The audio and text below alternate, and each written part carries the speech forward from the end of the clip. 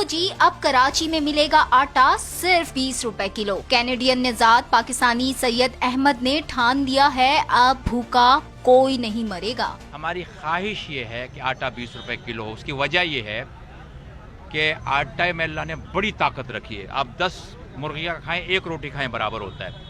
लोग नमक से रोटी खा लेते हैं, प्याज से रोटी खा। मोहम्मद अली जौहर के नवासे सैयद अहमद कहते हैं आज प्रेस क्लब के बाहर बेचा जा रहा है तो कल नुमाइश और फिर लियाकताबाद। यूं कराची के मुख्तलिफ इलाकों में सस्ता आटा बेचने का ये सिलसिला जारी रहेगा। हम चाहते ये हैं कि 20 रुपए का आटा होना चाहिए। ये नॉर्मल चीज़ है पूरी दुनिया में, इतना प्राइस नहीं होता।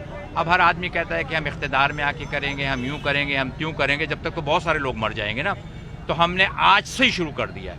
अब हमारा इम्पोर्टेंट चीज़ ये है कि आज यहाँ पे, कल मज़ार कायद पे, परसों लियाकताबाद में, उसके बाद औरंगी टाउन।